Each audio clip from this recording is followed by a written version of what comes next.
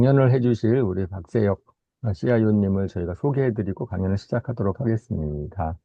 네, 뭐, 잘 아시는 것처럼, 네, 우리 몰로코 공동 창업자이시고, 또 CIO 최고 정보 책임자, 이십니다. 사실은 몰로코에 대해서 굉장히 저희 한국 사람들 관심이 많지요. 예, 한국 분들이 미국에서 이제 아주 크게 성공한 앞으로 할 그런 회사로서 기대가 많아서 또 궁금하기도 하고 그래서 많은 분들이 좀 아마 강연을 들어봤으면 좋겠다. 예, 그래서 좀 바쁘실 터인데 저희가 모셨고요.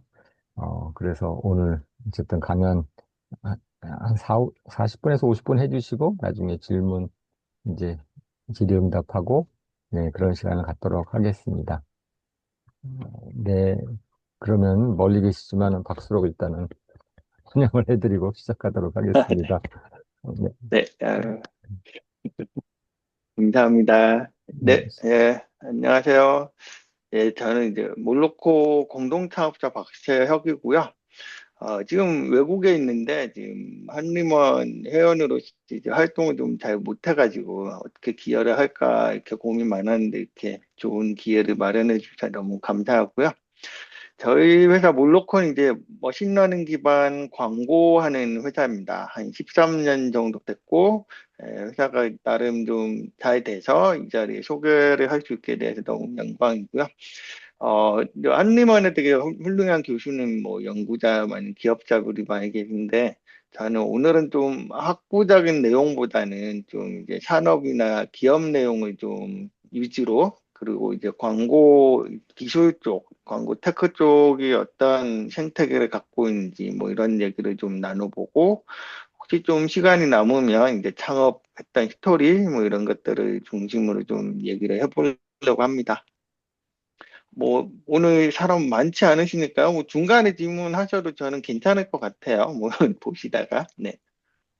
그리고 저는 박세혁이고 네, 그 CIO로 지금 일하고 있습니다. 공동 창업자고 아이가 인포메이션이야. 인포메이션이라서 주로 제가 회사에서 이제 주로 데이터 관련된 대부분의 일을 리딩하고 있고요. 예를 들면 머신러닝이나 데이터 사이언티스트나 혹은 데이터 엔지니어링 뭐 이런 쪽을 적극적으로 하고 있고 서울대 컴퓨터공학과 학부자를 나왔고 그리고 유학은 스탠퍼드 컴퓨터 사이언스로 이제 전공을 했습니다. 석사를 했고, 뭐 지금은 잘 아시는 앤드류 교수님이랑 같이 좀 일을 했었죠. 그리고 한림원 회원이신 이용락 교수님이랑 같이 프로젝트를 좀 했었고요. 박사를 하지 않아서 한 1년 동안 길진 않지만 이렇게 재밌게 일을 했었고요. 그때 이제 뭐, 원래 유학생활 별로 오래 할 생각은 아니었는데, 그 사이에 또 여자친구 생기는 바람에, 눌러 앉아가지고 이제 계속 회사도 다니고 취직도 하고 뭐 이렇게 된 케이스고요. 그때는 이제 공부는 머신러닝으로 했는데, 2005년, 6년 이럴 때니까요. 이제 머신러닝 지금처럼 딥러닝, 뭐 LLM 이러면서 핫할 때가 아니어가지고, 아무래도 이제 먹고 살 궁리를 하다 보니까 이제 데이터베이스 시스템 쪽으로 오라클로 취직을 했었습니다. 오라클에서 한 5, 6년 정도 클라우드, 뭐 버추얼 머신 이쪽으로 이제 일을 많이 했었고, 그리고 이제 2013년에 창업을 했습니다. 그, 오늘은 저기 몰로콘 이제 광고 회사거든요. 어떻게 보면 이제 머신러닝 기반으로 광고를 집행하는 테크 회사고요. 그러다 보니 이제 여러분들이 이제 마케팅에서 좀 저희가 하는 분야에 대해서 좀 간략하게 뭐 생태계를 좀 말씀을 드리는 게 좋을 것 같아서 마케팅, 퍼포먼스 마케팅이란 무엇인지에 대해서 조금 얘기를 해드리려고 합니다. 그러니까 뭐 마케팅 분야를 나누는 방법은 여러 가지가 있겠지만 뭐 그중 하나가 뭐 브랜딩 쪽 혹은 그리고 막 퍼포먼스 마케팅 이 둘로 또 구분을 해볼 수 있는데요. 브랜딩 마케팅이라고 하면 주로 이제 우리가 TV 광고 볼 때 드라마 끝에 나오는 광고라든가 혹은 뭐 오객 광고판이라든가 아니면 뭐 잡지, 신문, 그러니까 소위 일반 원방향으로 가는 그런 광고를 얘기하는 거고요. 그러다 보니 이제 어떤 사람에게 광고가 나가는지 이렇게 정할 수는 없죠. 그러니까 뭐 그 시간에 TV 앞에 앉아가지고 드라마를 보고 있는 사람들에게 그냥 뭐 전체에게 무작정 광고를 나가는 거니까. 그래서 이런 걸 주로 이제 브랜드 광고라고 하는데, 브랜드 광고라고 하면 주로 이제 회사 이미지나 아니면 이제 인지도를 올리기 위해서 주로 광고를 하고요. 아니면 공익 광고. 뭐 예를 들면 나이키가 이제 나이키 브랜드를 광고를 하기 위해서 뭐 TV 광고를 한다든지 혹은 뭐 명품 광고 뭐 이런 경우는 이제 특정 상품보다는 그 주로 자기 회사 브랜드 이미지를 위해서 광고를 많이 하고요. 그 반대되는 개념이 이제 퍼포먼스 광고라고 해가지고요. 퍼포먼스 광고라고 하면 주로 요즘 시대 모바일 앱 같은 데라든가 웹, 뭐 혹은 이제 뭐 검색 뭐 이런 데 보면 이제 어 특정 데이터에 기반해서 이 유저가 정해진 유저에게 광고가 나가는 거거든요. 그래서 뭐 예를 들면 다음 회사 광고를 뭐 다음에 제가 접속을 했어. 그러면 이제 그때 다음에서 이제 몇 시 몇 분에 어떤 사람이 이제 광고를 본다. 뭐 이런 식으로 리퀘스트를 하면 이거에 맞춰서 이제 광고가 나가는 식이죠. 그러니까 그래서 주로 이제 개인화된 뭐 그런 광고를 말하는 거고요. 퍼포먼스 광고가 좋은 거는 측정이 가능해요. 그러니까 이제 뭐 어떤 사람이 이 광고를 보고 뭐 클릭을 했다든지 혹은 이 광고를 보고 뭐 실제로 이제 액션, 예를 들면 이제 게임 앱 광고를 보고 게임을 설치를 했다든지 아니면 뭐 구매를 했다든지 이런 게 다 특정 트래킹 되거든요. 그 데이터를 기반으로 광고를 하는 걸 얘기합니다.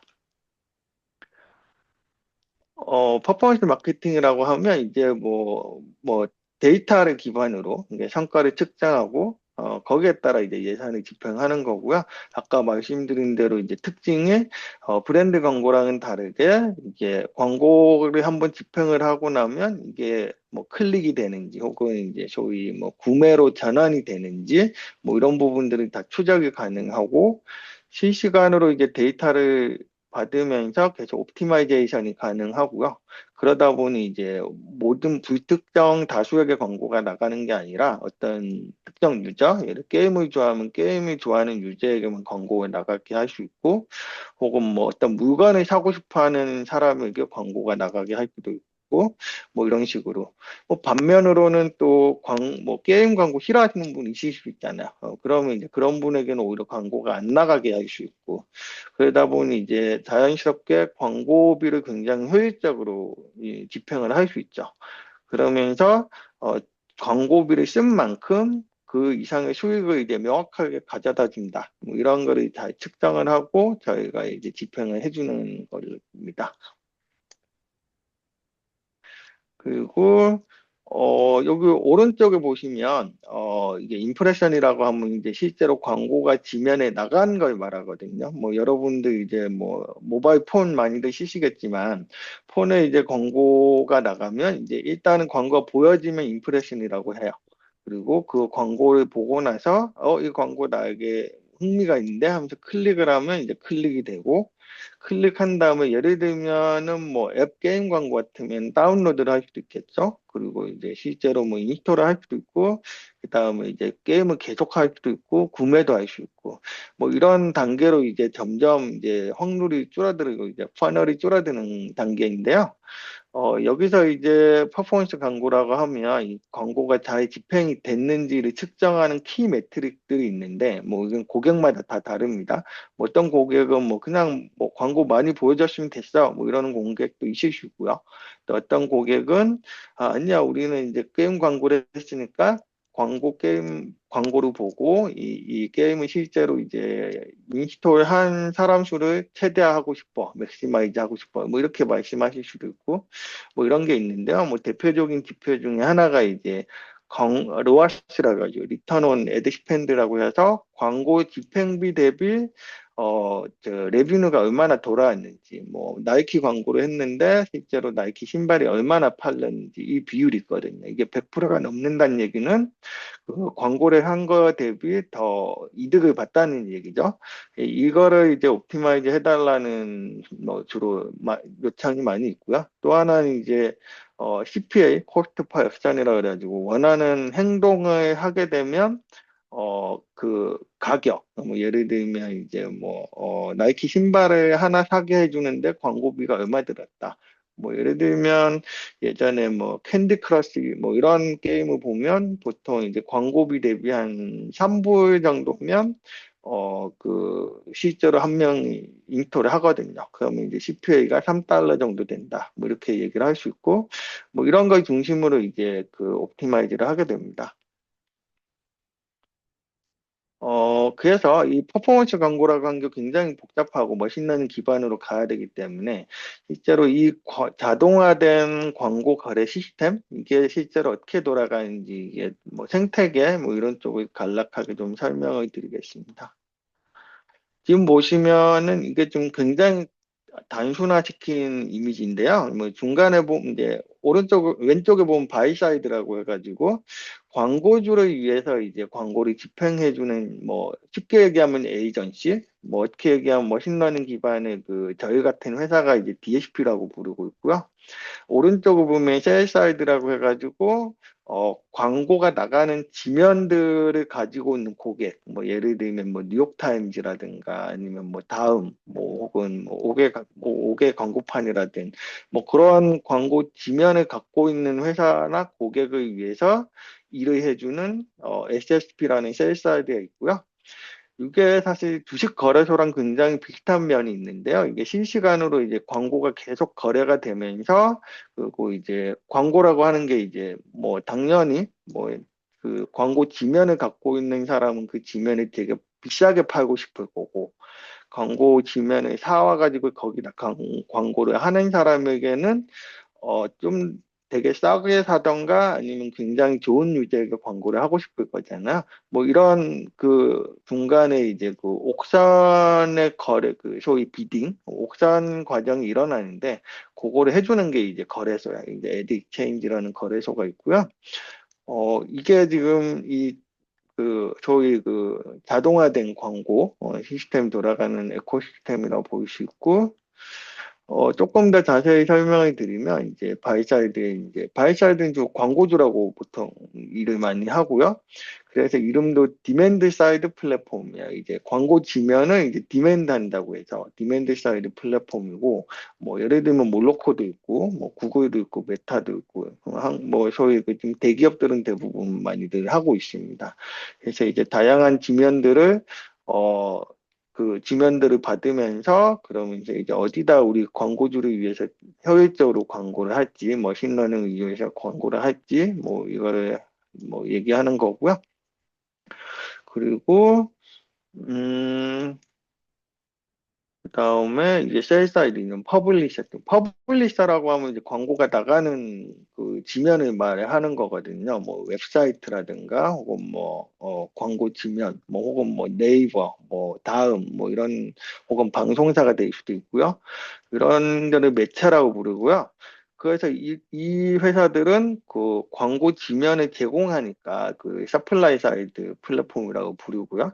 여기도 머신러닝으로 많이 돌아갑니다. 이게 구글이나 뭐 저기 X, 저기 트위터 뭐 이런 데서도 많이 하는데 여기는 이제 주 목적이 자기네 지면을 최대한 비싸게 파는 거잖아요.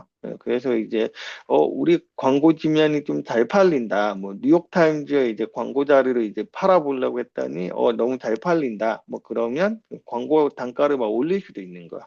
그런 거를 이제 다 자동화해서 머신러닝 기반으로 돌아가고 있고요. 그런 일을 하는 게 SSP고요. 저희 회사는 이제 원래 DSP에 더 집중을 하는데, 요즘 회사 좀 커지다 보니 이제 SSP에서도 많이 참여를 하고, 뭐 직접적으로 이제 뭐 둘 다 하는 경우도 많고 그렇습니다. 그렇고요. 이 둘 사이에 있어가지고 주식거래처처럼 광고지면은 이제 거래를 중개해주는 회사. 이게 이제 소위 실시간 광고 거래소라고 하고요. 뭐 대표적으로는 뭐 구글 애드엑셀 크고요. 뭐 메타도 실제로 광고 거래를 했는데 뭐 메타는 워낙에 자기네도 이제 직접 광고 집행하는 게 많아가지고 뭐 그렇습니다. 뭐 자주 외부에 이제 많이 쓰지는 않고요. 뭐 이런저런 일이 있고 그리고 나중에 보면 아시겠지만 하루에 초당 거래되는 광고가 거의 막 그 5빌리언 개, 뭐 조 단위로 있거든요. 예를 들면 전 세계에서 이 광고가 거래가 되기 때문에 그래서 이제 이 거래소는 굉장히 빨리 돌아가요. 그리고 이 경매가 0.1초 단위마다 그냥 다 체결이 되고 됩니다. 그래서 주관하고 뭐 낙찰하고 뭐 이런 일들을 실시간 광고를 해서 에드 익스체인지가 담당을 합니다. 마지막으로는 아까 말씀드린 데 퍼포먼스 광고라고 하는 게 이제 광고 효율이 굉장히 중요한 분야다 보니까 이게 어떻게 보면 심판이 필요한 거죠. 이제 광고 성과를 측정하고 뭐 이러는 심판이 필요한데 이런 거를 또 전문으로 하는 회사들이 있어. 이거를 이제 MMP라고 부르고 모바일 매저먼트 파트너라고 부르는데 그러면 이제 주로 하는 일이 이제 모바일 앱이나 뭐 웹 같은 경우에 뭐 이런 그 앱이나 웹에 이제 그 트래킹을 하는 회사야. 그래서 이제 실제로 광고가 어떤 채널을 통해서 그러니까 예를 들면 몰로코를 통했다든지 아니면 구글을 통했다든지 혹은 뭐 어떤 뭐 앱러빙 뭐 이런 회사를 통했다든지 어떤 매체를 통해서 광고가 실제로 집행이 되었고 그리고 이제 그 광고 집행의 효율이 어떻게 되는지, 뭐 클릭은 했는지, 뭐 설치는 했는지, 뭐 이런 것을 다 이렇게 트래킹을 한 다음에 그거를 중심으로 뭐 광고가 얼마나 효율적으로 집행이 됐다, 뭐 이런 얘기를 해주는 거고 또한 이제 뭐 저희랑 뭐 몰로코나 뭐 다른 뭐 메타나 뭐 이런 여러 가지 매체들 사이에 비교도 해주고 성과 분석도 해주고, 그리고 뭐 광고 측정 외에도 뭐 그 앱을 위한 뭐 어널리틱스 기능도 하고, 뭐 이러는 회사입니다. 요렇게 넘어가고 있고, 그리고 이게 이 실시간으로 어떻게 일어나냐면 이게 리얼타임 비딩이라고 하거든요. 그래서 실시간으로 비딩을 하는 거고, 예를 들면 유저가 앱에 접속을 했어요. 제가 뭐 네이버 앱에 접속을 해서 뭐 스포츠 페이지를 보고 있다. 뭐 그러면 이제 그 자리가 이제 실시간으로 광고가 뜨는 자리가 있겠죠.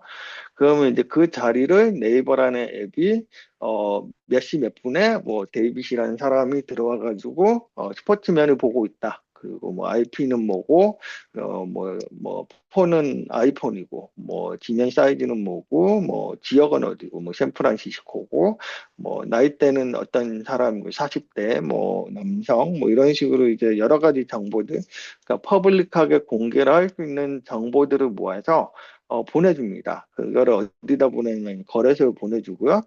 거래소는 이제 저희 같은 디맨드 사이드 플랫폼, 몰로코라든가 아니면 구글 같은 회사에 이제 보내줘요. 그러면 이제 우리는 그 광고 지면 데이터를 보고 우리가 비딩을 실제로 할 건지 아니면 뭐 어떤 비딩, 뭐 저희도 이제 광고주가 많으니까 어떤 광고주의 광고를 보여줄 것인지 그리고 얼마에 그 지면을 살 건지 이런 걸 정해가지고 대답을 해주고요.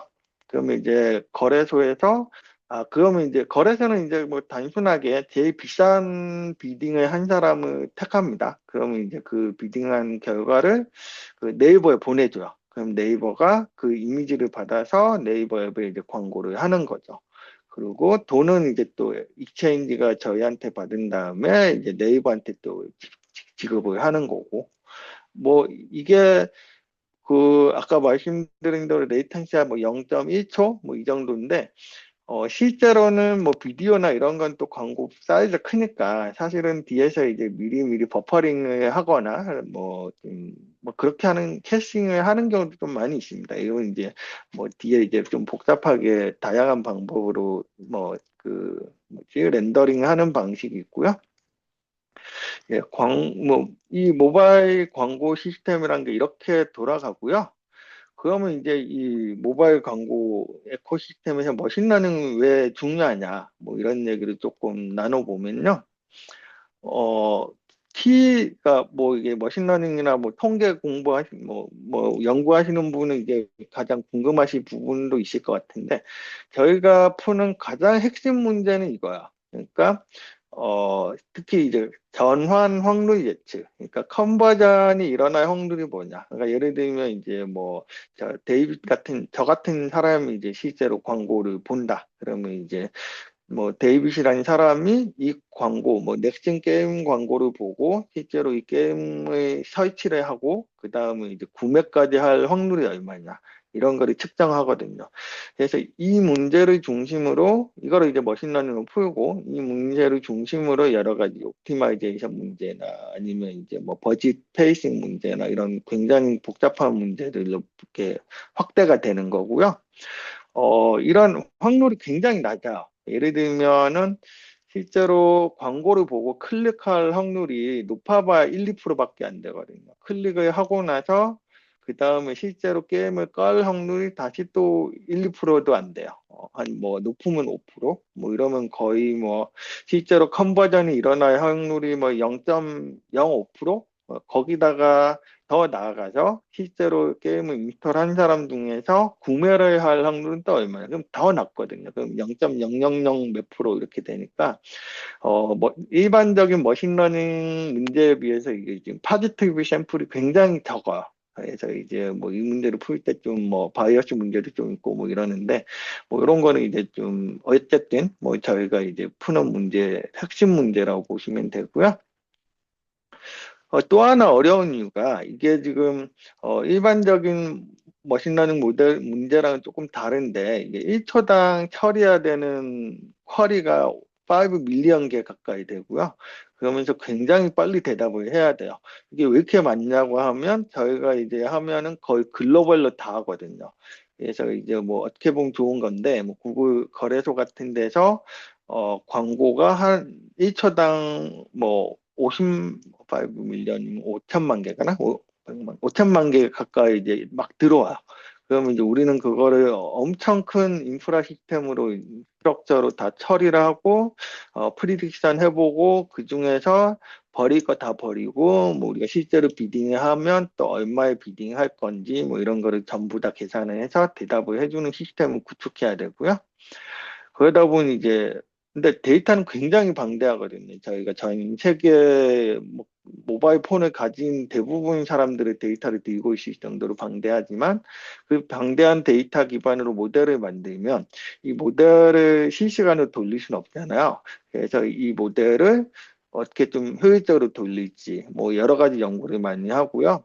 뭐 예를 들면 이제 오프라인으로 굉장히 계산을 많이 해두고, 실제로 이제 라이브로 도는 모델은 이제 뭐 레이어가 3개나 4개 정도로 굉장히 라이트하게 돌리기도 하고, 뭐 이런 식으로 연구를 많이 하고요. 그러다 보니 요즘 이제 뭐 오픈 AI나 이런 쪽이랑은 조금은 이제 연구하는 결이 조금 다르다고 볼 수 있습니다. 그리고 또 이제 이런 문제도 풀지만, 이게 또 고객이 많아지다 보면, 뭐 예를 들면 이제 뭐 어떤 A라는 고객은 뭐 저희에게 한 달에 10만 불을 쓰고, B라는 고객은 뭐 한 달에 100불을 쓴다. 그러면 저희가 당연히 이제 B라는 광고주의 광고가 잘 되더라도 A라는 광고주의 광고를 돌려줘야 되거든요. 왜냐하면 그래야 이제 저희 회사 전체적으로 프라핏이 늘어나니까. 뭐 이런 옵티마이제이션 문제도 많이 풀고 있고요. 여기 이미지에서 보시면 또 광고가 잘 된다고 한 번에 다 써버리면 굉장히 비싸게 광고를 하는 꼴이 되기 때문에, 이걸 어떻게든 분산해서 잘 할지 뭐 이런 연구도 많이 하고 있고요. 뭐 재밌는 예를 들어보면 우버 같은 거 광고를 한동안 했었죠. 우버 광고를 하는데, 뭐 일반적으로 생각하기에는 우버 타는 시간이 주로 뭐 출퇴근 시간, 뭐 아침이나 저녁이니까 그때 광고를 하면 잘 되겠지라고 생각을 많이 하는데, 오히려 그때는 광고를 하더라도 우버를 실제로 설치하는 사람은 많지가 않더라고요. 왜냐하면 이제 이미 깔 사람은 깔아서 예약을 하고 타고 있는 시간이니까 그 시간에 광고를 보고 클릭을 하진 않는데, 오히려 할 일 없는 시간에 뭐 새벽이라든지 그럴 땐 좀 광고 단가도 낮아지고 그러면 이제 그때 이제 설치하는 사람도 많아지고. 그래서 그런 식으로 이제 시간이란 것도 이제 데이터 기반으로 분석을 해서 저희가 광고를 집행을 합니다. 그리고 뭐 저희가 뭐 어느 정도 회사 소개를 조금 넘어가 보면요. 뭐 저희는 이제 2013년에 설립한 뭐 실리콘밸리에서 설립한 회사고요. 오피스가 한 15개 됩니다. 글로벌로. 이게 뭐 입으로 이렇게 하는 건 아닌데, 뭐 일을 하다 보니까, 세일즈 한두 명 뽑다 보면 뭐 거기에 오피스가 생기기도 하고, 또 저희가 글로벌 회사인데 사람 뽑는 게 막 다른 회사처럼 엄청 막 예를 들면 뭐 오픈웨어 이런 데는 그냥 다 오라가거든요. 근데 이제 저희 그런 형편은 안 되니까 뭐 리모트로 있는 사람들도 뽑고 하다 보니 오피스 한 15개 정도 되고요. 그러다 보니 직원들끼리 출장을 엄청 많이 다녀요. 그래서 좀 좋다고 볼 수도 있고요. 글로벌 직원 한 800명? 그리고 저희는 이제 기술을 중심으로 하는 회사여가지고요. 엔지니어 비율을 최대한 뭐 높게 유지하려고 노력을 하고 있고, 많이 낮아졌지만 그래도 지금 50% 이상이 대부분 머신러닝이나 소프트웨어 엔지니어 사람이고, 그리고 저희는 컴백이라고 하거든요. 이게 무슨 얘기냐면 광고주가 저에게 준 돈 액수를 말해야 할 수 있죠. 그냥 광고 집행 비용 뭐 이렇게 볼 수도 있고 광고 집행 비용이 연간 한뭐 2빌리언 2조 정도 되고요. 뭐 지난 5년간 계속 열심히 성장하고 있는데 뭐 10배 이상 성장했고 매년 뭐 1.5배, 2배 이렇게 성장을 하고 있습니다.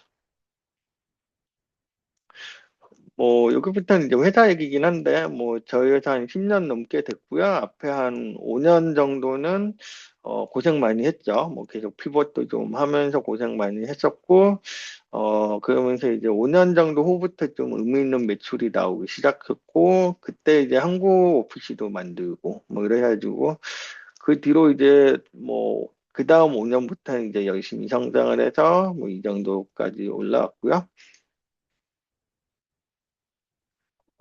저희가 이제 뭐 앞에 그 광고 생태계에 대해서 말씀드린 대로 여기서 이제 저희가 첫 번째로 뭐 주로 하는 사업은 DSP라고 아까 설명드린 그 바이사이드에서 하는 사업을 주로 하고 있고요. 그게 요즘도 실제로는 매출이 한 95% 이상 나오고 있고요. 그 이를 기반으로 그 프로젝트 이제 한 10년 정도 한 것 같아요. 10년 정도 하고 나서 이제 어느 정도 이제 회사 기반도 잡히고 하니까 저희 CFO가 얘기한 데 S커브라고 하는데 이게 저희가 이제 굉장히 고도로 성장하고 있는 단계긴 하지만 언젠가는 다시 또 이 산업에서 정체가 될 수 있잖아요. 뭐 마켓이 너무 잘해서 그럴 수도 있고 아니면 마켓이 작아져서 그럴 수도 있고 그러면 이제 그 정체가 왔을 때도 회사가 계속 우상향으로 성장하려면 뭘 해야 되냐? 그랬으면 이제 다음 S커브를 또 찾아야 된다라고 해가지고 저희가 잘하는 저희가 잘 하고 있는 이 분야에서 어떻게 확대를 할 건지, 확장을 해서 어떻게 나아갈 수 있는지, 또 다른 미래의 먹거리를 어떻게 만들지 이런 고민을 많이 했고요. 그 결과로 이제 옆에 두 개 있는 신사업, 소위 신사업이라고 하는 프로덕트 두 개를 더 하고 있는 거고요. 그 중에 하나가 이제 몰로크 커머스 미디어라는 거고요. 이거는 여기 밑에 돌아가 보시면, 이런 거 보시면 좀, 이해가 좀 빠를 수 있는데, 뭐, 아마존이나 쿠팡 다들 쓰시잖아요. 아마존이나 쿠팡 같은 데 보면, 쿠팡에 뭐, 예를 들면, 뭐, 냉면, 뭐, 이런 거 검색을 하면, 그 밑에 이제 추천 상품들이 막 뜨잖아요. 냉면, 무작정 뭐, 냉면 프로덕트 그냥 다 보여줄 수도 있지만, 그 쿠팡에 입점해 있는 냉면 회사들이 자기네들이 좀 더 냉면을 잘 팔기 위해서 광고를 하고 싶어 하거든요. 그럼 이제 그 사람들을 위해 광고를 집행을 해주는데 이제 검색을 했을 때 이제 뭐 어떤 냉면을 광고로 추천해 주기도 하고 또 한편은 이제 그 사람의 데이터 기반으로 어떤 냉면을 더 좋아할지 뭐 이런 것들을 이제 추천해 주는 플랫폼이고요. 또한 뭐 이런 추천도 해주지만 뭐 옆에 보면 이제 뭐 물건 페이지를 가면, 상품 페이지를 가면, 상품 페이지 옆에 이제 연관된 상품, 뭐 이런 것들 다 저희가 추천해 줍니다. 뭐 쿠팡, 뭐 배달의 민족 이런 데는 자체 팀이 있어서 저희를 띄지는 않는데요. 뭐 저희 같으면 뭐 예를 들면 요기요라든가, 뭐 요기요 같은 데라든가 아니면 뭐 오늘의 집, 뭐 이런 데서 많이 저희 플랫폼이 써가지고 옵티마이즈를 많이 하죠. 사실 실제로 저희 이 플랫폼을 써서 하면 뭐 추천 광고로 예를 들면 저 중국집 이런 데서 이제 자기네 매출이 늘었다. 근데 궁극적으로는 요기요 전체 매출이 늘었다. 뭐 이렇게 추천을 잘 해줘가지고 뭐 이런 평가를 받고 있습니다. 이런 서비스를 하고 있는 게 그 몰로코 어, 몰로코 커머셜 미디어라고 하는 거고요. 요즘 뭐 한국에서도 많이 하지만, 한국에서는 뭐 신세계 뭐 이런 데랑 많이 하지만, 미국에서는 뭐 예를 들면 코스코라든가 웨이페어 뭐 이런 데랑도 일을 같이 하고 있습니다. 여기가 재밌는 게 이제 데이터가 굉장히 타임 시리즈, 그 실시간 데이터 필요하거든요. 뭐 예를 들어 쿠팡에서 어떤 물건에 관심을 보였어. 그러면 그 물건을 오늘이나 내일 살 가능성이 굉장히 높은 거잖아요. 근데 실제로 그 물건을 사고 나면 며칠 후에는 다시는 안 산단 말이에요. 그래서 이제 이런 타임 시리즈 데이터, 언제 이 물건을 살펴봤는지, 뭐 이런 데이터들이 좀 뭐 머신러닝에 많이 들어가고요. 그래서 이제 앞에 DSP가 했던 머신러닝 문제랑은 좀 많이 다르게 됩니다. 뭐 이런 식으로 좀 재밌는 문제들을 많이 풀고 있고요. 이거는 좀 넘어갈 것 같고, 네, 어, 마지막으로 이제 MSM이라고, 이게 뭐, 좀 쉽게 얘기하면 저희 그 스트리밍, 뭐 예를 들면 넷플릭스라든가 디즈니 아니면 티빙, 뭐 이런 저희 OTT 플랫폼, 이들이 요즘에 이제 원래는 이제 그 구독 모드였거든요. 뭐 한 달에 뭐 10,000원씩 받고 뭐 무제한으로 볼 수 있는 그런 모드였는데, 사실은, 뭐 앱 같은 것도 이제 구독을 하는 것보다 광고를 하는 게 돈을 훨씬 많이 벌어요. 뭐 예를 들면 어떤 앱은 뭐 5불을 내면 광고를 안 보게 해준다고 해도 실제로 이제 5불 안 내고 광고를 보면 그 앱 개발자 입장에서는 30불, 40불 이렇게 한 10배 가까이 돈을 벌거든요. 그래서 이제 넷플릭스나 디즈니 이런 데도 이제 뭐 사실 외형적으로 유저 수가 늘어나는 데는 한계가 있으니까 광고를 집행을 해가지고 수익을 올리려고 적극적으로 도입을 하고 있고요. 그게 대표적인 게 유튜브죠. 유튜브가 구독몰이 있기는 하지만 뭐 유튜브 프리미엄 해서 구독을 하는 것보다 유튜브가 광고를 집행하는 게 훨씬 돈을 많이 벌어요, 사실은. 그래서 이제 그러면서 이게 무작정 아무 광고나 보여주는 게 아니라 정교하게 이제 이 비디오를 보고 어떤 광고를 보여주는 게 효율이 높은지 이 머신러닝 기반으로 해서 돌리는 게 그 광고율이 굉장히 높아지고 유저에게도 이제 어떤 그 UI도 해치지 않고 뭐 이렇게 하고 있고요.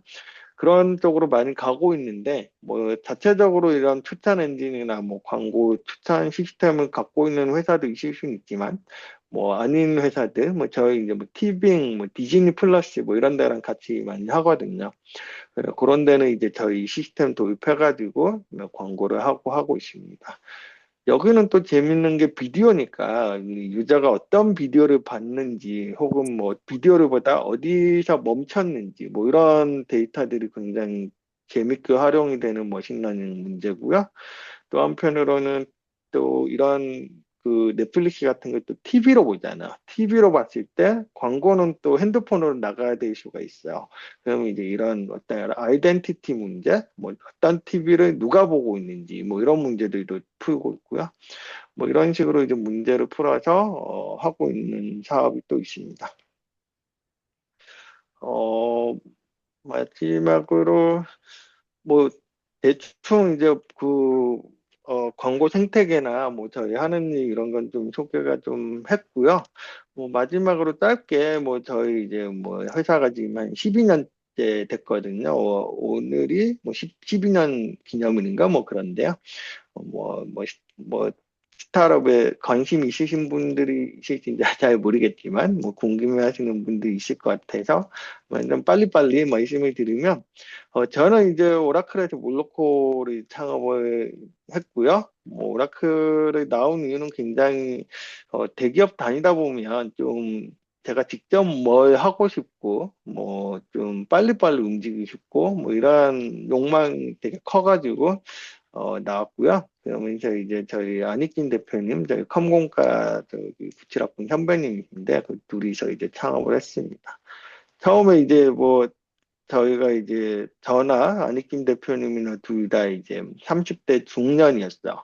그리고 뭐 애도 있고 뭐 가족도 있는 상황이어가지고, 그리고 둘 다 엔지니어 출신이어서, 뭐 30대 중년이 이렇게 뭐 어마어마한 뭐막 그 틱톡 같은 걸 만들 수는 없으니까 트렌드 따라가기도 힘들고 그냥 가늘고 길게 가자. 그리고 저희는 이제 테크니컬한 파운더들이니까 테크에 포커스를 해보자. 뭐 이러면서 그 당시에 이제 뭐 모바일로 넘어가던 시대니까 모바일 그리고 뭐 로케이션 그리고 이제 에드텍 요 세 가지 키워드로 광고 사업을 해보자 시작했고요.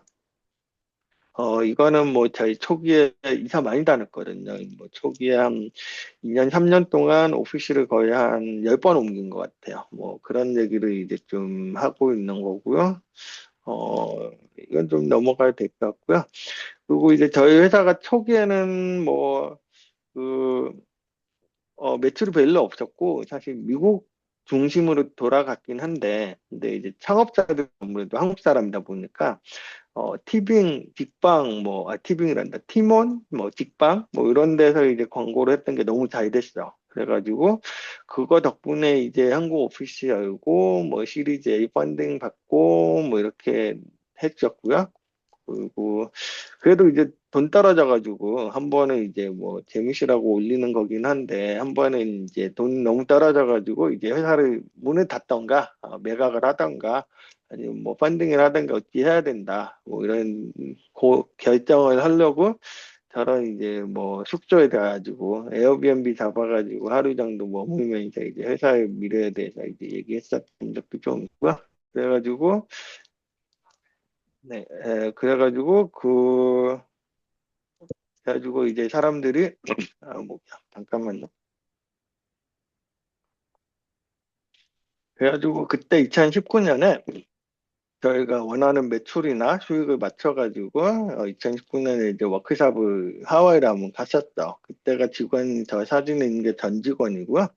하와이에서 한 70명 이 정도 가가지고 그 전까지는 이제 뭐 아무도 모르는 회사인데 뭐 지금은 이제 수익도 나고 회사가 잘 되고 해가지고 뭐 직원들은 다 같이 이제 좀 기쁨도 나누고 앞으로 뭐 할지 뭐 이런 얘기도 좀 하고 뭐 되게 좋았던 기억이 남습니다. 2021년에는 창업, 코비드 때, 사실 코비드면 보통 그, 어, 처음 코비드가 왔을 때는 이제 불황이 온다고, 이제 저희 파이낸스 팀도 이제 채용 스탑하고, 또 돈을 아껴야 된다. 뭐 이런 얘기 많이 했었는데, 웬거 이제 코비드가 오니까 사람들이 이제 밖을 못 나가니까 핸드폰을 엄청 많이 하는 거야. 근데 저희 이제 모바일 광고하는 회사니까 그냥 가만히 있어도 매출이 막 두 배, 세 배 돼가지고 그때 회사 분위기가 엄청 좋았고, 그래서 이제 뉴욕에 있는 뭐 헤지펀드에서 투자를 받으면서 이제 유니콘, 기업이 되었고, 요 사진이 합성이라는 말이 좀 많은데 사실 합성이 아니고요. 여기 나스닥에서 미국에서는 나스닥이랑 뭐 뉴욕 증시랑 두 개 다 있으니까 여기서 자기네한테 상장을 해라. 서비스 차원에서 저렇게 이제 많이들 이제 광고를 해줍니다. 그러면 이제 15분 정도 띄워주고 몇 시 몇 분에 뜨니까 와서 사진 찍어라 뭐 이런 얘기를 하고요. 네, 뭐 그랬던 기억이 있고요. 또 오피스고 네, 뭐, 그렇습니다. 이 정도로 했고, 지금 2025년이 됐고요. 뭐, 저희도, 또 뭐, 조만간, 뭐, 상장 준비를 하고 있고, 뭐, 앞으로도 열심히 하고, 뭐, 또 제가 뭐, 여기 기여할 수 있는 부분이 있으면 너무 좋을 것 같습니다. 제 발표 내용은 이 정도고요. 혹시라도 따로 뭐, 저한테 뭐, 연락을 주시거나 뭐 궁금하신 거나 있으면 이게 링크드인 QR코드인데 뭐 찍어가지고 저한테 연락 주시면 너무 감사하실 것 같고 혹시 질문 있으시거나 하면 제가 뭐 답변을 해보도록 하겠습니다. 네, 발표 감사합니다. 네, 아무래도 이제 회사 예, 깊이 있는 기술적인 내용은 그 설명을 못 해 음, 주시고만 근데 저 질문은 괜찮지 않을까요? 여기 저희 네, 괜찮습니다. 회원님께서 네. 네. 네, 이제 자료는 없으니까 자료에는 없지만 혹시 궁금한 것 있으면 좀 질문. 예, 문수복 교수님 질문. 네, 안녕하세요. 안녕하세요. 네, 아유, 너무 재미있는 발표 잘 들었습니다. 어, 아, 예, 감사합니다. 네. 온라인 애드마켓이 어떻게 돌아가나 되게 궁금했는데, 아, 네, 발표 네, 보면서, 오, 이렇구나. 그 다음에는 네. 이제 1초에 5 million 쿼리에다가 그 리스폰스 타임이 100 밀리세컨드라는 거, 네, 100ms 정도입니다. 예. 이게 리스폰스 타임이 엔드 투 엔드는 아니고 그 서버 그 데이터 센터 들어와서 나가는 서비스 타임을 말씀하시는 거죠. 그러니까 뭘로 네, 맞습니다. 움직이고 있는 그 부분. 네. 네네네. 여기서 어, 이제 그쪽에 이게 그 유저 아이디, 유저 아이덴티티 이런 뭐라고 해야 되지? 그런 개인 정보는 어떻게 처리가 되고 그게 이제 국가마다 다른 거가 있고 그럴 것 같은데 그런 개인정보 처리가 미국과 유럽이라든지 뭐 이런 차이가 있는지 여쭙습니다. 어, 한 4, 5년 전만 해도요, 그 디바이스마다 아이디가 붙어 있었어요. 그 아이디가, 그러니까 뭐 예를 들면 제가 핸드폰이 있으면 그 핸드폰마다 유니크한 아이디가 있어서 뭐 예를 들면 맥어드레스 같은 거죠. 맥어드레스처럼 유니크한 아이디가 있어서 그 아이디로 구분이 됐어요. 그게 한 4, 5년 전 얘기고요. 근데 그 유저 아이디로 실제 이 사람 누군지 측정할 수는 없어요. 거꾸로 갈 수는 없는데, 그렇지만 어떤 특정 디바이스의 아이디가 원투원으로 매칭이 됐었죠. 그래가지고 그때는 그냥 그 아이디만 쓰고 유저 정보를 축적할 수 있는 상황이었고요. 근데 이제 유저 정보가 거의 막 뭐 조 단위로 있으니까 그 이제 굉장히 큰 그 데이터베이스, 뭐 구글 같으면 빅테이블, AWS 같으면 뭐 HBase 뭐 이런 걸로 이제 막 축적을 하는 건데요. 4, 5년 전부터 이제 개인정보 보호가 엄청 빡세지면서 이제 디바이스마다 아이디가 있기는 한데 그게 이제 공개가 될 수도 있고 안 될 수도 있어요. 근데 기본적으로 공개가 안 돼요. 그래서 이제 뭐 새로 폰을 산다고 하면 일단은 막혀 있는데 뭐 유저가 무슨 이유로 해서든 뭐 풀 수도 있어요. 풀 수 있으면 풀면 그 디바이스 아이디랑 뭐 디바이스랑 원투원으로 매칭이 되니까 저희가 뭐 트래킹이 가능한데 지금은 디바이스 아이디가 없다고 보고 저희가 이제 그 소위 확률 문제를 풀고 있어요. 확률 문제를 풀고 있기 때문에 뭐 예를 들면 이 디바이스의 주인이 뭐 홍길동이다. 그러니까 옛날엔 100%였다면 요즘은 이제 홍길동의 가능성이 한 70%, 뭐 철수의 가능성이 뭐 30%뭐 이런 식으로 확률을 그래프 문제로 막 풀고 있고요. 뭐 이런 식으로 이제 뭐 예를 들면 이 유저 데이터가 저 디바이스와 매칭이 된다. 아니면 뭐 쟤랑 매칭이 될 수도 있다. 뭐 이런 식으로 이제 소위 그걸 이제 아이덴티티 문제라고 하는데요. 뭐 그 부분은 저희가 굉장히 열심히 풀고 있습니다. 그러면 그러니까 이제 소위 컨택트 정보 가지고 이제 디바이스를 많이 살고 있고.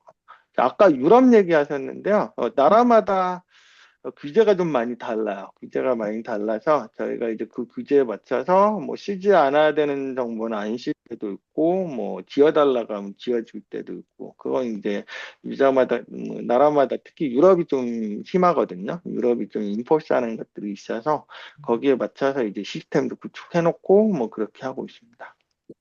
그냥 쿠키 같은 거 세팅을 하시나요? 제가 몰로코 쿠키가 있는지 몰라서. 아, 이 쿠키도 4, 5년 전에는 이제 원투원 매칭이 되고 해가지고 쿠키가 있으면 웹에서 어떤 사람이 뭐 다음 쇼핑몰 갔다가 뭐 쿠팡 갔다가 뭐 이래도 다 이 소위 조인할 수가 있는데 음, 요즘은 못합니다. 요즘 이제 그 밑에 보면 이제 웹페이지 들어갈 때마다 뭐 쿠키 액셉 할래 말래 막 이렇게 물어보잖아요. 뭐 그 네네. 온갖 규제가 들어가가지고 저희가 사실상 쿠키는 앞으로 못 쓸 거라고 믿고 있어요. 예, 쿠키로는 좀 쉽지 않다. 근데 하나 쓸 수 있는 거는 예를 들면 제가 쿠팡을 운영하는 사람이다. 그러면 이제 그거는 쓸 수 있죠. 쿠팡을 네, 알죠. 운영하는 사람이 아, 아. 퍼스트 파티 쿠키인데 그거는 음, 쓸 수 있는데 그 쿠키 가지고 이제 뭐 다른 웹사이트 간다든가 그런 거를 트래킹할 수는 없죠. 그래서 이제 이 문제도 아까 음, 말씀드린 아이덴티티 문제로 풀고 있어요. 그래가지고 뭐 예를 들면 사실은 뭐 예를 들면 IP가 좀 도움이 많이 돼요. IP가 있고 뭐 로케이션 같은 것도 있고 뭐 이런 식으로 뭐 디바이스 아이디는 아니고 뭐 브라우저 뭐 랭귀지라든가 뭐 이런 정보 그러니까 여러 가지 이제 각가지 정보를 가지고 그러니까 예전엔 키가 하나였다면 요즘은 이제 키가 여러 개인 거죠. 여러 개고 좀 확률 문제를 좀 풀고 있죠. 그게 좀 저희 입장에서 굉장히 어려운 문제고 뭐 또 답이 없을 때가 있거든요. 실제로 우리가 이 사람이 홍길동이라고 해도 이 홍길동이라고 컨펌을 해줘야 이게 지금 뭐 머신러닝 풀든지 할 텐데 그 데이터가 많지 않아 가지고 굉장히 어렵긴 하고요. 근데 어렵다 보니까 우리에게 좀 좋은 거는 저희는 이제 옛날부터 해왔으니까 이게 점점 다른 회사들이 들어오기에 진입 장벽이 굉장히 높아요. 그래서 좀 좋은 것도 있고 그렇습니다. 네, 네. 감사합니다. 네. 네, 혹시 또 질문을 해주실 분이 계실까요? 네, 안녕하세요. 네, 저는 한양대학교의 김상욱입니다. 오늘 강연도 잘 듣고 또 우리나라 그 테크니컬한 기업이 이렇게 글로벌 시장에서 성공할 수 있다고 보는 것이 되게 기쁩니다. 네, 아유, 저도 그 감사합니다. 데이터 사이언스 그리고 추천 시스템 이런 쪽에 관심이 많이 있는데 오, 네네네. 네, 궁금한 점은 그러니까 네. 뭐 기술적인 내용을 여기서 다 오픈하기는 어렵겠지만 그 네. 유튜브나 이런 영상에서 중간중간에 어떤 광고가 들어오는데 저는 이제 네. 그런 거는 해본 적은 없는데 그 중간에 광고가 들어오면 이제 결국 매칭의 문제가 사용자 그리고 그 추천하는 대상인 아이템 그리고 지금 현재 플레이가 되고 있는 영상의 연관성 이 세 가지가 매칭이 되는 게 되게 중요할 것 같은데 네, 그런 맞습니다. 것을 매치하는 힌트라고 하는 정도까지만이라도 한번 좀 얘기를 아, 듣고 싶습니다. 네네네. 네. 오, 일단은 연구 많이 하셨으니까 좀 비슷할 것 같기는 한데 일단은 웨이트라고 하는 게 그 실제로 그 유저가 보고 있는 딱 지금 보고 있는 영상의 웨이트가 그렇게 높지는 않은 것 같아요. 예를 아, 들면 그 사람이 영상을 한 뭐 100개는 봤을 거잖아요. 뭐 요즘 유튜브 보면 뭐 1시간에 몇십 개는 보니까 100개는 봤을 거니까 그 전체 정보가 더 중요하지. 지금 딱 보고 있는 영상이 제일 중요하진 않고요. 그리고 제가 유튜브에서 일해본 적은 없지만 그 유튜브 광고의 골이 어, 뭐 그런 것 같아요. 예, 그래서 이제, 그리고 유튜브 같은 경우는 자기네가 유튜브를 운영하는 주체이기 때문에 그 소위 아이디와 그 아까 말씀하신 그 아이디 문제 좀 쉽게 풀 수 있는 것 같아요. 그래서 뭐 예를 들면 뭐 유저 아이디 기반으로 지금까지 봐왔던 영상들이 가장 중요할 것 같고요. 그 다음에 뭐 어떻게 보면 이제 폰에서 보는지 뭐 어떤 시간대에서 보는지 뭐 이런 정보들 뭐 소위 또 중요한 거는 뭐 아이폰인지 안드로이드인지도 굉장히 꽤나 중요한 피처가 되거든요. 뭐 그런 거라든가 그렇군요. 혹은 유튜브가 구글 생태계 안에 있으니까 사실은 이제 구글 다른 정보를 또 쓸 수 있거든요. 근데 물론 이제 중간에 이제 프라이버시 문제로 많이 막혀 있기는 한데 그쪽이 제가 유튜브 이래 본 게 아니라서 모르겠지만, 그쪽 정보를 이제 뭐, 조용히 할 수 있다면 굉장히 파워풀하게 뭐, 할 수 있지 않을까, 뭐 이런 생각은 들고요. 그리고 영상 중요하기는 한데 이게 두 가지 문제가 있는데 하나는 이제 뭐 영상 자체를 실시간으로 분석하기는 너무 돈도 많이 들고 뭐 그렇기 때문에 그 영상에 주로 이제 메타데이터 같은 거 뭐 예를 들면 이거는 뭐 여행에 관련된 영상이다 혹은 이거는 뭐 주로 20, 30대 애들이 보는 영상이다 이런 메타 정보들을 이제 구글이 미리 축적을 해놨을 텐데 걔네 정보를 쓰지 않을까 뭐 이런 생각은 하고 있습니다. 음. 네, 설명 감사합니다. 예, 예, 감사합니다. 네, 이동 저도 교수님. 네. 네, 감사합니다. 저는 안녕하세요. 카이스트의 이도원입니다. 박세혁 네, 대표님 아주 반갑습니다. 훌륭한 기업을 키우시고 계시는 거 적극 응원드리고요. 사실은 저는 이제 학교에서 어떤 일을 또 추진하고 있냐면 이런 훌륭한 기업들을 그 젊은 학생들이 좀 네네. 느껴보고 또 네, 자기도 미래에 이제 네, 몰로코 키즈가 될 수 있는 네, 그런 이제 네, 그런 네, 학생들을 또 인턴도 보내고 하는 그런 일들을 좀 추진하고 있는데요. 그런데 이제 네네. 문제가 그 요새 LLM이 너무 빨리 발전을 해가지고 그 네, 과거에 기업들이 인턴들한테 주던 일들 같은 것들을 줄 필요도 없고 또 네, 심지어는 뭐 주니어 직원들도 더 고용을 안 해도 되고 뭐 이런 이제 고용 상황이 좀 바뀌고 있어서 네. 학생들을 인턴 보내기가 쉽지 않는 상황이더라고요. 그런데 이제 네, 네, 사실은 인턴을 데려다가 회사에 이렇게 일을 시킨다는 측면도 있지만 조금 더 네, 대승적으로 보면 특히 이제 이런 경우에는 우리 젊은 학생들이 몰로코 같은 잘 나가는 네, 회사를 네, 경험함으로써 자기도 네, 꿈을 좀 키울 수 있는 그런 이제 네, 약간 네, 네, 교육적인 차원에서의 사회 기업 네, 뭐 이런 것도 생각해 볼 수 네, 있겠는데 혹시 네, 몰로코에서는 그런 네, 그 학부 학생들이 가서 꿈을 키울 수 있는 몇 달 동안 그런 네, 네, 룸들이 네. 좀 있을까 싶어서 여쭤봅니다. 저희도 그런 프로그램 운영합니다. 예, 뭐 한국에서도 하고 미국에서도 하고요. 어, 뭐 당연히 뭐 인턴십 하면 한 여름엔 3개월, 뭐 주로 이제 미국 기준으로 하니까 여름엔 3개월, 뭐 아니면 2개월 뭐 이렇게 하고요. 음, 근데 뭐 저희 입장에서도 뭐 인턴을 하고 인턴은 끝나고 나면 이제 뭐 저희 회사랑 일하는 게 너무 좋으면 돌아와도 되는 거고 아니면은 이제 뭐 다른 회사를 가도 되는 거고요. 뭐 개인적으로는 저희도 이제 회사가 이 정도로 컸으니까 사실 저도 좀 후학들에게 좀 기여를 하고 싶은 마음 많이 있거든요. 그래서 이제 뭐 특히나 뭐 한국에선 카이스트나 뭐 이 좋은 학교들 많잖아요. 이 한국 학생들이 굉장히 좀 똑똑하고 열심히 하거든요. 그래서 그런 친구들이 어, 꼭 우리 회사로 오지 않더라도 뭐 인턴 기회나 이런 것들은 충분히 뭐 프로그램을 돌릴 생각은 있고요. 뭐 산업 협력 뭐 이런 건 아직은 좀 고민이 되나 봐요. 아무래도 이제 뭐 매니저들이나 이런 분들이 좀 일이 많아지니까 뭐 이런 건 조금 고민이 되는 것 같은데 저희 대표님도 그 저도 그렇고 앞으로 좀 그런 어떻게 기여를 할 수 있을까 되돌려 사회에 이렇게 되돌려 시킬 수 있는 일이 있나 뭐 이런 생각 많이 하고 있고요. 혹시 뭐 괜찮은 제안 있으시면 저한테 연락도 주시면 좀 다이렉트로 한번 해보시고 이런 것도 가능할 것 같습니다. 이렇게 너무 긍정적으로 대답해 주셔서 감사드리고요. 제가 네. 그래서 QR 코드 잘 찍어놨습니다.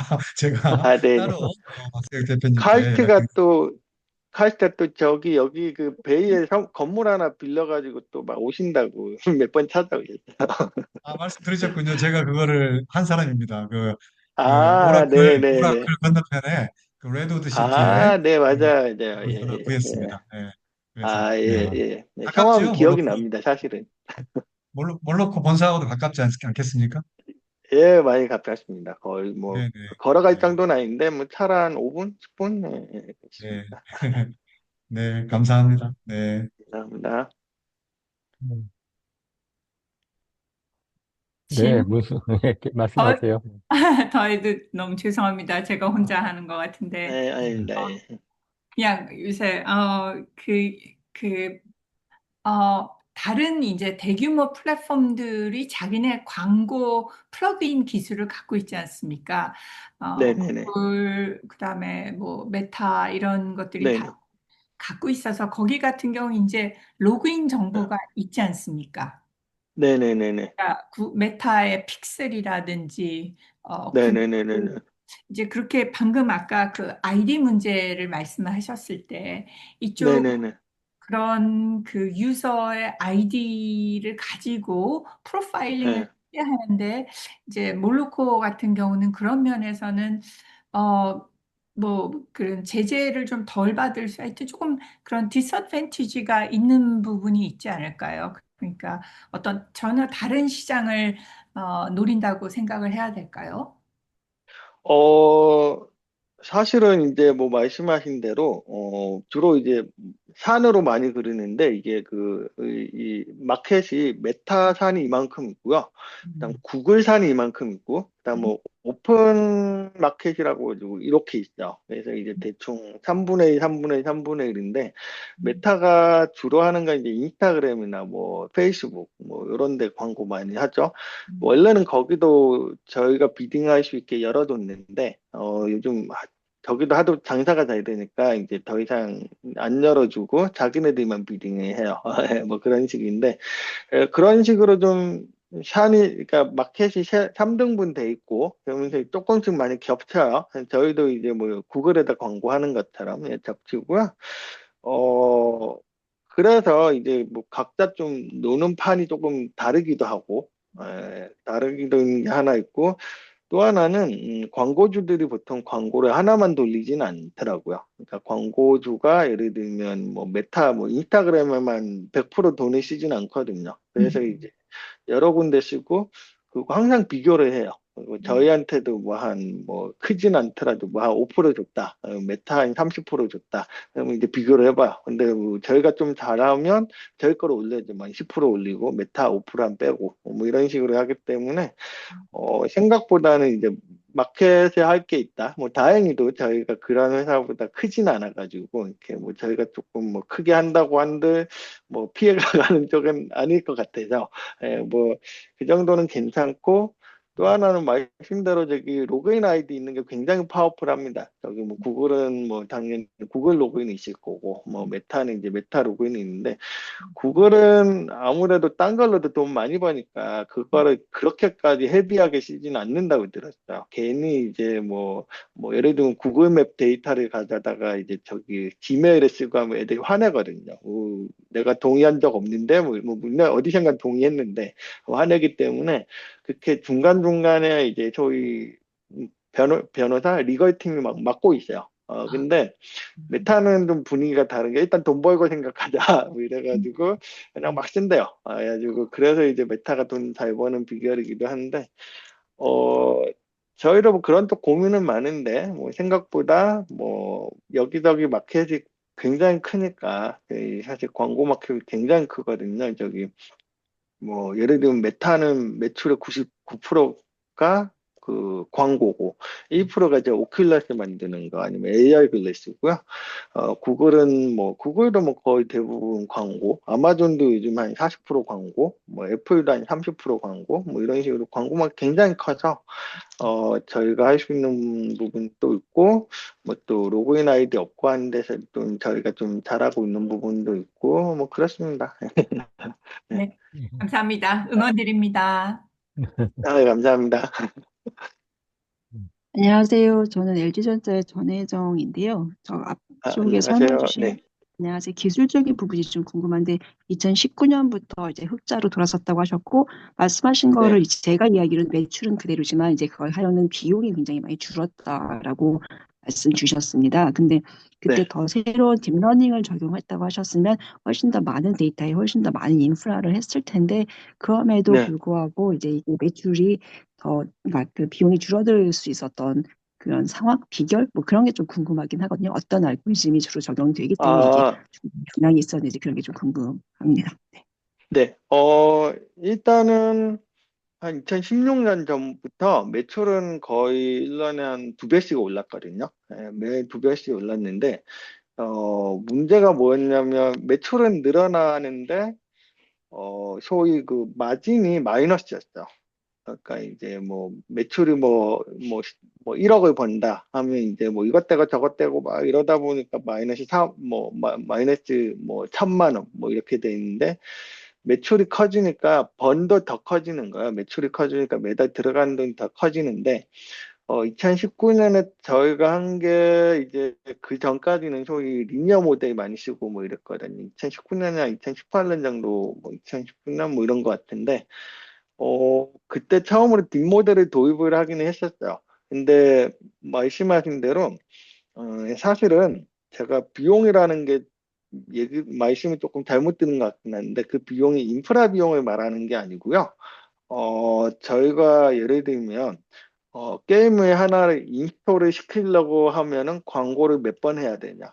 뭐, 그러면 이제 광고를 뭐 한 10번을 하고, 거기에 드는 돈이 한 뭐 100원이다. 그럼 광고를 100원치 하고 인스톨을 시켰을 때랑, 근데 실제로 이제 저희 모델이 고도화되고 이게 정상 이제 잘 돌아가면 그 광고를 10번 하는 게 아니라 한 3번만 하면 실제로 인스톨을 하는 거죠. 그러면 이제 실제로 저희가 드는 광고 비용이 확 줄어든 거죠. 그래서 이제 그 소위 퍼포먼스, 광고 효율이 굉장히 좋아졌다고 말씀을 드릴 수 있고요. 자, 여기 쭉 올라가 보면, 여기서, 여기 아니다. 여기서 보면 이제 CPA라고 코스트 퍼 액션이라는 게 있는데 저희가 이거 그대로 쓰진 않습니다. 뭐 이렇게 돈 받는 구조는 아니긴 한데 뭐 예를 들면 넥슨이란 게임 회사가 뭐 예를 들면 뭐 넥슨 게임을 하나 깔면 5불 줄게라고 얘기를 했었죠. 근데 우리가 실제로 그간 들었던 돈은 5불이 넘었던 거죠. 뭐 5.1불 이랬는데 뭐 그 예측 모델이 정확도가 높아지면서 5.1불이 아니라 4불이 된 거야. 그러면 이제 1불이 남잖아. 뭐 그런 식으로 이제 흑자 전환을 한 거고요. 그러면서 이제 뭐 매출은 계속 늘어났었죠. 네, 그러면서 이제 근데 이제 마진 자체가 플러스로 바뀌니까 이제 계속 회사에 돈도 쌓이고 뭐 이러면서 뭐 회사가 잘 되었습니다. 네, 네, 감사합니다. 혹시 답변 현재 되실까? 많이 쓰는 상업용 LLM이나 뭐 그런 대규모 모델도 같이 활용해서 이제 광고, 그러니까 정확도를 높이거나 하는 쓰실까요? 아니면 별도의 모델을 자체적으로 구축해서 하시는 걸까요? 어, 저희가 LLM 같은 굉장히 큰 거잖아요. 근데 저희가 프리딕션 하나하나에 드는 돈이 굉장히 작거든요. 그러니까 예를 들면, 그리고 아까 말씀드린 대로 100ms 안에 해결이 돼야 돼요. 그래가지고, 저희가 LLM을 직접 쓰지는 않습니다. 직접 쓰지는 않는데, 그러니까 저희가 그 실제로 광고 프리딕션 할 때 쓸 때는, 뒤에는 이제 어느 정도 뒷모델이 있고, 근데 거기에 이제 뭐 예를 들면, 뭐 LLM이나 뭐, 젠 AI 만들 때 쓰는 뭐 트랜스포머 뭐 이런 거를 이제 많이 갖다 써요. 근데 이제 저희가 그런 뭐 논문이나 이런 거 보고 뭐 도입도 많이 해보고 예를 들면 뭐 옵티마이제이션 옵티마이저 이런 것도 막 바꿔보고 뭐 이렇게 하는데 그러면서도 저희 이제 사실은 자체 모델 돌리는 거고요. 그러면서 이제 LLM을 쓰지는 그러니까 LLM을 안 쓴다고 하긴 뭐한 게 좀 쓰긴 있어요. 그러니까 근데 어쨌든 메인은 자체 모델이고 그러면서 LLM은 또 어디다 쓰냐면 LLM을 저희가 광고 이미지나 혹은 아까 뭐 보면은 이제 이 사람이 어떤 지면을 보고 있다? 그랬을 때 뭐 신문 기사라든가 그런 것들을 LLM으로 읽어가지고 컨택트 알아낸 다음에 그거를 다시 저희 자체 모델을 피처를 넣기도 하고 뭐 이런 식으로 쓰거든요. 혹은 뭐 광고 이미지 분석해가지고 이 이미지는 어떤 이미지다? 이거를 다시 또 뭐 모델 피처를 넣기도 하고 뭐 이런 식으로 쓰기는 하는데 LLM 자체가 굉장히 이제 좀 비용 많이 들고 헤비하기 때문에 저희가 직접 쓰지는 않고 있죠. 않고 있고 어, 그렇습니다. 한편으로는 이제 뭐 LLM을 써가지고 나중에 점점 뭐 효율화가 되고 하면 뭐 저희가 직접 쓰는 날이 올 수도 있고 오픈 AI가 뭐 광고를 직접 하겠다고 할 수도 있을 것 같고 뭐 이러는데 뭐 다행히도 저희는 좀 그쪽 전선에서 조금 벗어나 있는 것 같아. 조금 결이 좀 달라가지고 벗어나 있고 그렇고 뭐 또 하나 재미있는 얘기라고 말씀을 드리면 요즘 오픈 AI나 클로드나 이런 회사들이 광고 굉장히 많이 하거든요. 저기 전쟁이 붙어가지고 특히 저 브라우저 전쟁이 붙어가지고 뭐 크롬 뭐 클로드 뭐 이런 데서 저희 회사 엄청 써요. 그래서 이제 뭐 LLM 시대에 좀 잘 피해가고 있다 뭐 이런 생각은 하고 있습니다. 자체 기술을 더 경쟁력을 가져가시는 것 굉장히 부럽기도 한 것 같습니다. 네, 답변 아, 예, 감사합니다. 감사합니다. 네네. 대표님, 저 카이스트 김영대입니다. 아마 지난번에 안녕하세요. 여쭤봤던 것 같은데요. 예, 예, 기억납니다. 예, 네, 반갑습니다. 국가별로 개인정보보호법이 다 달라서 네, 맞습니다. 아무래도 이제 광고를 하려면은, 타겟티드 광고를 잘 하려면은 개인정보에 대한 접근 이런 게 있을 텐데, 그런 국가별로 다양한 레귤레이션들에 어떻게 적응해 나가시는지 좀 궁금하고요. 그 다음에 두 번째 예, 질문은 사실 이제 고민이 그러니까 이런 거예요. 그러니까 저한테 딱 맞는 광고만 나오면은 저는 약간 행복할 것 같기도 한데, 여러 네, 사람들은 오히려 나한테 랜덤한 광고가 오는 게 좋다라고 얘기하더라고요. 네, 그러니까 이게 네, 국가마다 사람들이 생각하는 광고 회사가 생각하는 네. 자기에 대한 정보 이거에 대해서 어, 사람마다 좀 다른 것 같은데 그런 것들에 대해서 좀 약간 코멘트 주시면 좋을 것 같습니다. 어, 하나는 그러니까 저희가 모은다고 하는 데이터는, 사실 저희가 직접 모으는 게 아니고, 저 거래소에서 주는 거거든요. 거래소에서 주는 거랑 아니면 광고주가 주거나 아니면, 뭐 여러 가지 위해서 플랫폼이 주거나, 뭐, 그러니까 대부분 이제 자기 광고 더 효율적으로 해달라는 이유로 데이터를 제공해야 하는데, 그때 이미 저희가 받을 수 있는 건 일단 퍼블릭한 데이터만 받아요. 그러니까 이제 쓸 수 없는 데이터를 저희가 수집할 수는 없고 수집하지도 않기도 해요. 뭐 예를 들면 뭐 이메일 같은 거 수집하면 엄청 좋을 것 같잖아요. 근데 네, 저희가 수집할 방법은 없고 일단 방법도 없고 뭐 그런 걸 수집하지는 않고요. 일단 저희는 그 광고 생태계 안에서 그냥 그 퍼블릭하게 오가는 데이터를 쓰고 있고요. 그거를 기반으로 이제 만드는데, 하나 주의해야 될 거는 이제 그 데이터마다 용도가 또 다를 수가 있죠. 뭐 네, 예를 들어 쿠팡 행사가 우리한테 또 데이터를 줬으면 쿠팡을 위해서만 써야 되잖아요. 그러면 네, 이제 그게 이제 그 뭐 여러 가지 방법이 있는데, 뭐 간단하게는 그냥 모델 자체를 아예 그냥 쿠팡 쪽으로 이제 데이터만 쓸 수 있게 아이솔레이트 해서 쓰는 걸로 하고 있고요. 그 다음에 이제 국가별로 규제가 굉장히 큰데, 저희가 좀 신경을 많이 쓰는 거는, 어, 뭐 예를 들면 한동안 러시아에 광고 못했거든요. 뭐라든가 아니면, 러시아 기업을 위해서 광고를 또 못했어.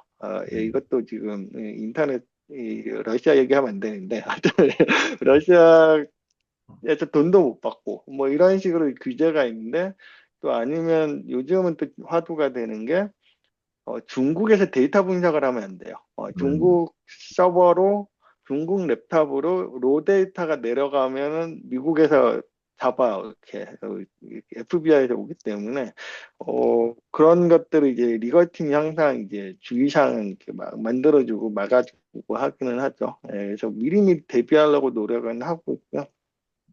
그리고 또 다행인 거는 좀 이런 규제들이 대부분 이제 좀 법령처럼 미리 나오거든요. 뭐 이거 네, 조심해야 돼 이러면서 뭐 이렇게 계속 그 발간되는 것처럼.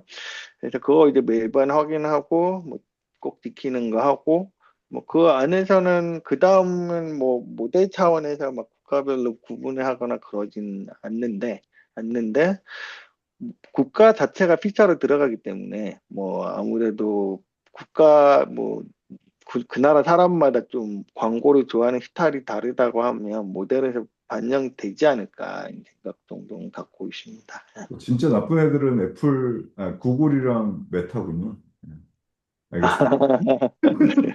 네, 이렇게 결론대로 가시면 안 됩니다. 알겠습니다. 감사합니다.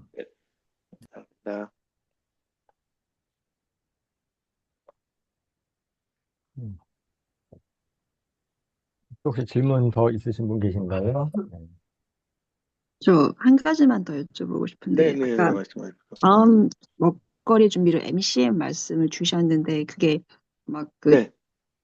그게 그러면 사실 다른 거는 광고주로부터 이미 언제 광고하겠고 한 걸 이미 그걸 리퀘어먼트를 받아서 시작하시니까 비용도 정해지실 것 같은데 컨텐츠에 디펜드한 광고를 하시게 되면 그거는 컨텐츠에 따라서 그때그때 달라지지 않을까 싶은데 그럴 때는 과금 체제도 좀 달라지는 건가? 이제 그런 게 조금 궁금하긴 하거든요. 어, 사실 저희가 에이지 사내몰이랑도 일하거든요, 이걸로. 아, 네. 예, 그래서 이제 뭐 알아보실 수 있을 것 같긴 한데, 어, 저희 주로 그 프라핏 쉐어를 하고 있어요.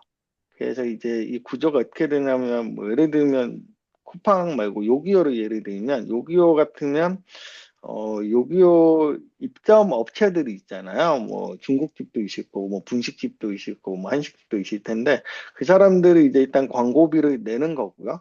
광고비를 내는 거고, 그 광고비에 따라서 우리가 이제 그 MCN 플랫폼을 돌리면, 어느 정도 프라핏, 그러니까 그 입점주의 매출을 뭐 몇 프로 올려준다 이런 개런티도 좀 있을 때도 있고 혹은 뭐 그거 올라간 거에 대해서 저희가 그 올라간 거에 대해서 이제 요기요가 수수료를 받는데 수수료의 일부를 저희가 받는 경우가 많고 아니면 저기 뭐 예를 들면 뭐 좀 대형 회사들 뭐 웨이페어 뭐 이런 데는 그냥 건당으로 하겠다고 해도 뭐 저희가 힘이 있나 뭐 그냥 네 그러겠습니다 하고 건당으로 할 때도 있고 그거는 조금은 회사마다 좀 케이스 바이 케이스인 것 같아요. 이게 좀 B2B 쪽이고 엔터프라이즈 쪽이다 보니까 매번 계약도 좀 하고 다루는 데이터도 좀 다를 때도 많고 뭐 저희가 그 기여해 줄 수 있는 부분도 좀 많이 다를 수 있어가지고